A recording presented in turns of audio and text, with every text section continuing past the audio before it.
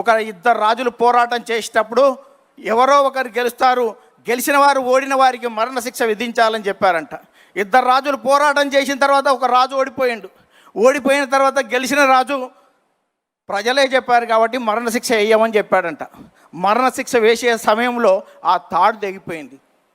తాడు తెగిపోతే మళ్ళా అతను ఉరిదీసేవాడు రాజుకాడికి వచ్చి, రాజా ఉరిదీసే సమయంలో తాడు తెగిపోయిందంటే వాని పాపాన వాడు పోతాడు, వానికి క్షమించురా అన్నాడంట. క్షమించురా అని చెప్తే మళ్ళీ అక్కడికి వెళ్ళాడంట. వెళ్ళి మీ రాజు ఏమన్నాడు అన్నాడంట. ఏమన్నాడు అంటే, మా రాజు నిన్ను ఉరిదీయొద్దంటాడు అనుకున్నావు కదా అన్నాడంట.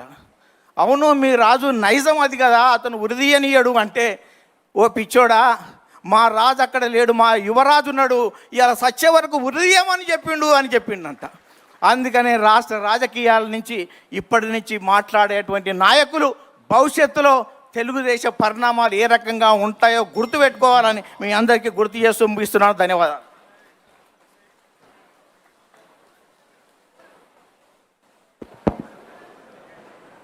మాటల మాంత్రికుడు నన్నూరు నర్సిరెడ్డి గారు మరొక్కసారి తెలుగుదేశం పార్టీ కుటుంబ సభ్యులందరినీ కూడా చైతన్యపరిచే విధంగా అద్భుత ప్రసంగం చేసినందుకు వేదిక ద్వారా హృదయపూర్వకమైనటువంటి అభినందనలు తెలియజేసుకుంటూ, ఈ యొక్క తీర్మానాన్ని బలపరచడానికి క్షేత్రస్థాయిలో తెలుగుదేశం పార్టీ కోసం అహర్నిశలు కృషి చేస్తున్నటువంటి ఒక కార్యకర్త అనే బిరుదు ఆయనకు ఉండడం వల్లే అనేక చిత్రహింసలు గత ప్రభుత్వంలో పడినప్పటికీ కూడా ఎత్తిన జెండాని ఎక్కడ కూడా